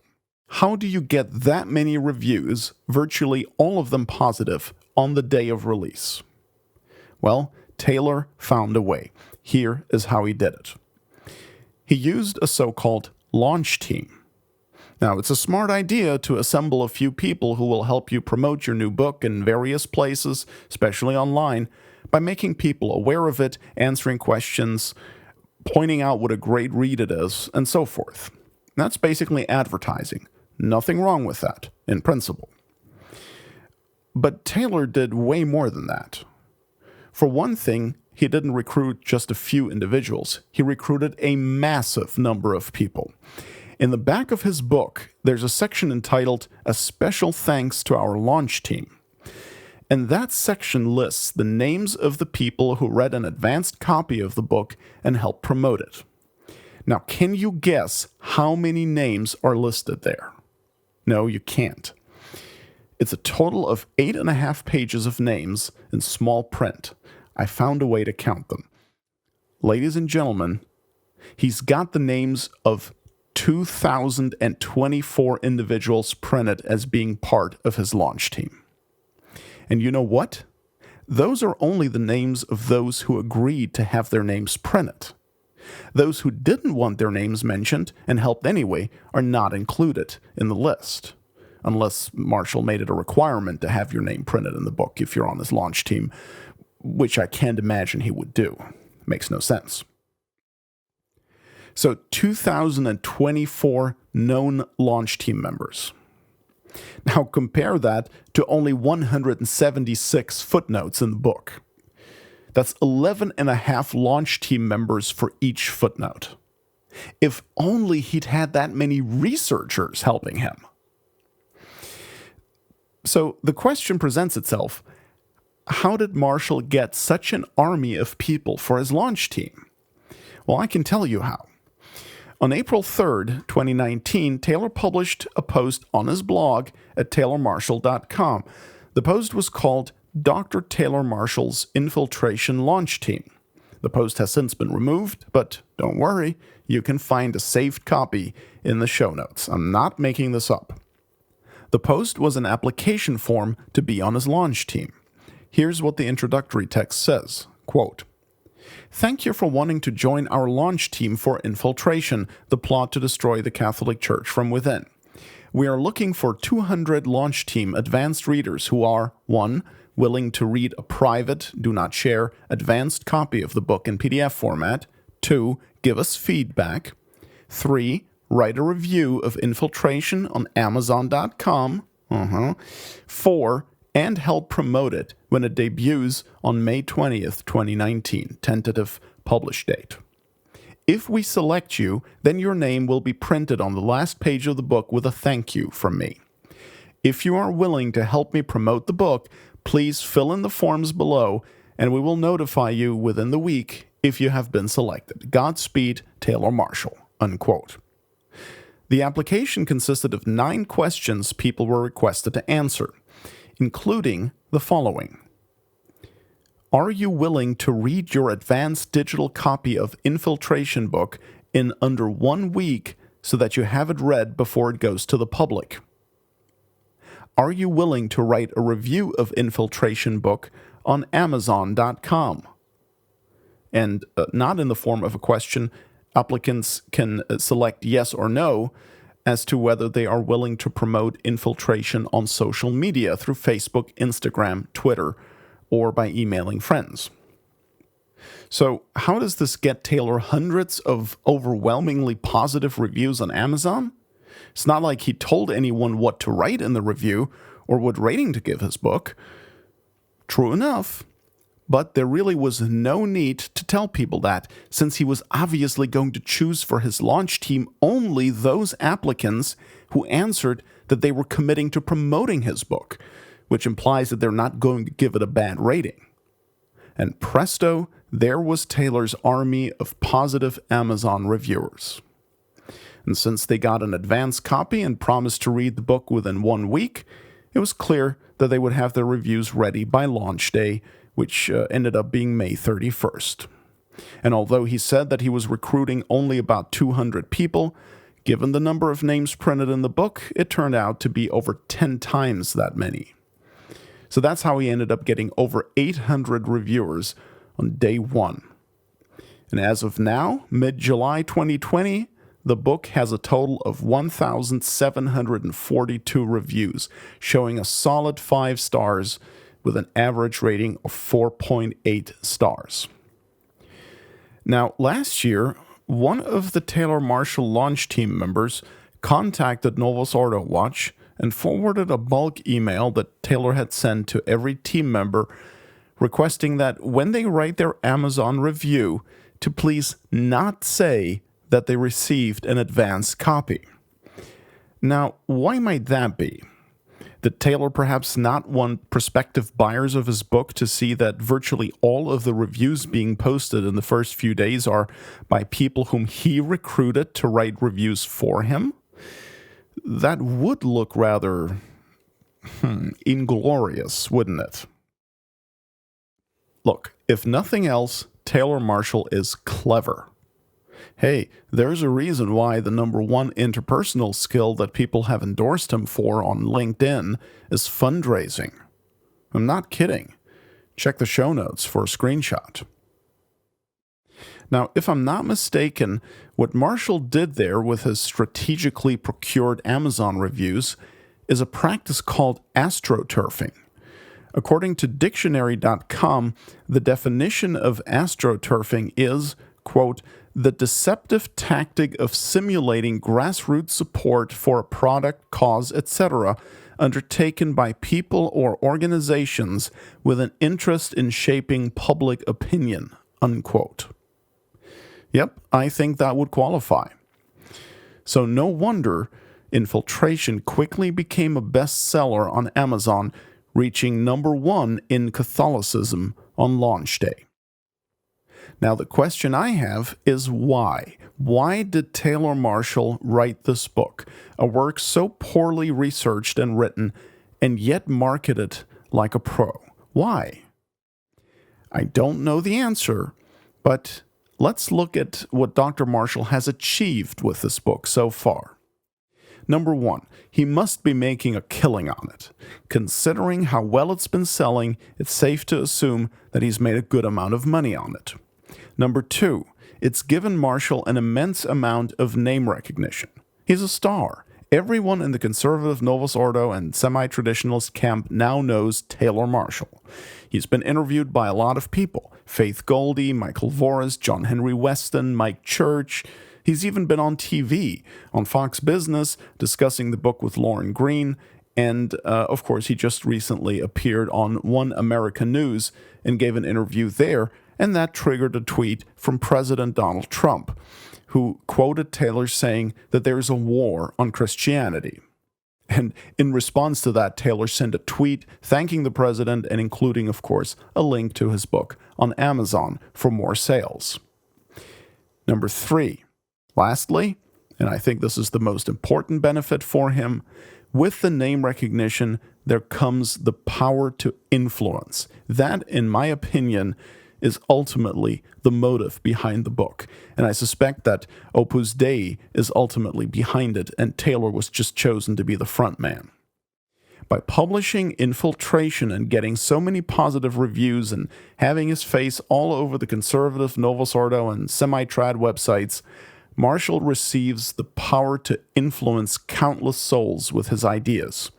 And that means he can help shape and direct what people are thinking about Francis, about Vatican II, about the Novus Ordo Church, and of course also about sedevacantism. So, to conclude my review, let me issue a challenge to Taylor Marshall. Considering how bad the quality of the content of his book is, how little serious research was put into it, how poorly it was proofread, how sorely it's lacking in proper documentation, and considering how dishonestly it was advertised, I challenge Taylor Marshall to do two things. Number one, disclose how much money he's made on the book so far, and number two, donate 5% of those profits to a charitable cause that both he and I can agree on. Look, 5% is not a terribly huge amount, but I think it would be quite appropriate given everything that's wrong with this greatest literary accomplishment of his. Now, we've spent 2 long podcasts going through Infiltration and looked at many things in it that are wrong, misleading, improperly sourced, and so forth. But there are also a number of things that are simply missing from the book. Things that you would expect to see, given that the aim is to expose the infiltration of the Catholic Church. For instance, there is no mention whatsoever of the book The Plot Against the Church by Maurice Pinay, published in 1962. A copy of that book was given to every bishop that attended the Second Vatican Council to inform them about the Freemasonic, communist, Jewish infiltration into the church and their revolutionary plans. To no avail, obviously, but still, that's significant and needs to be included in a serious book about the infiltration of the church. We've got a link to that book in the show notes. Likewise, Marshall could and should have mentioned Franco Belligrandi's book, Nikita Roncalli, Counterlife of a Pope, which was released in 1994 and caused quite a stir at the time.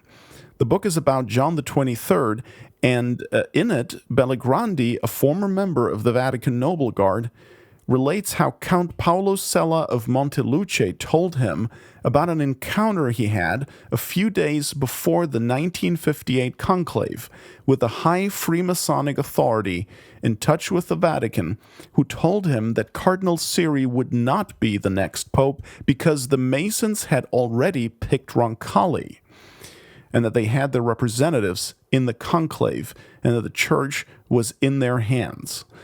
I'd say that's pretty significant to mention, isn't it? Even if you don't believe that it's true, it's still the testimony released by a Vatican insider, and he wasn't even a sedevacantist, to my knowledge. So, move over, St. Gallen Mafia, okay? The real takeover occurred in the conclave of 1958, not that of 2013. Also, Marshall made no mention of Patrick Henry Omler and his booklet questioning the validity of the Masses using the new All-English Canon, published in 1968 after the first vernacular Masses had been introduced, even before the full Novus Ordo Mise in October of 1967. Those Masses had already changed the words of consecration to such an extent that they were now invalid or, at the very least, highly doubtful. Another thing Marshall doesn't talk about is the controversy about whether Sister Lucy of Fatima was replaced around 1960 by an impostor. Now, there's ample scientific evidence for that, from real professionals in their fields who stand behind their evaluations with their names and reputations, all of which you can review at the Sister Lucy Truth website at sisterlucytruth.org. Marshall also doesn't bring up the famous article, How the Jews Changed Catholic Thinking by Joseph Roddy, which appeared in Look magazine in January of 1966, just after Vatican II closed. Nor does he mention the book Judaism and the Vatican, an attempt at spiritual subversion by Leon de Ponsens. Same for the book The New Montinian Church by Father Joaquin Sáenz y Arriaga, published in 1972. There is so much more that Marshall could have discussed, but it seems obvious to me that substance based on solid research with good documentation, that was not the aim of this book. Infiltration is closer to tabloid journalism than it is to academic study. And for a PhD in philosophy, that is inexcusable. And it's a pity, because this could have been a really great book. Even if the author ultimately didn't decide in favor of sedevacantism, it could have still been great research and great content on everything else. But I guess not. By the way, on Twitter, Taylor has blocked Novus Ordo Watch, which means now I can't see what he tweets, and he doesn't really see my tweets either. And that's not an unusual thing to do. I mean, I've blocked a few accounts myself. Usually it's people who are just a nuisance or who try to waste my time by distracting me, or just accounts that are blasphemous or immoral in other ways. But I want to mention why I got blocked by Taylor Marshall, because I think it's revealing. I don't recall the date anymore, unfortunately, and I do have a screenshot of the tweet that I'm going to put in the show notes, but it doesn't show the date. But in any case, it was some time not too long after the release of his book, when he was, heavily promoting his greatest literary accomplishment. And so one day he tweeted out the following, quote, "If you're in New York City, I'd love to meet you. I plan to attend Solemn High Mass at Holy Innocents this Sunday," unquote. To which I responded something like, what Taylor really means is that he would love for you to meet him. And that is what got me blocked. Yeah, it must have hit a nerve. So, is Marshall himself an infiltrator into the church? Or into what he thinks is the church? I don't know. I doubt it. I suspect he's more of a useful idiot being played by Opus Dei for their nefarious ends. But whether he is or isn't an infiltrator, one thing is for sure. If you purchased a copy of Infiltration thinking it to be a well-researched and thoroughly documented work exposing the internal subversion of the Catholic Church, then Taylor Marshall has definitely succeeded in infiltrating your wallet. And this concludes this lengthy TRADCAST 28. Hope you found it informative and useful. Please don't forget to share it with others, because the truth, as our blessed Lord said, will set us free. Until next time, God bless you.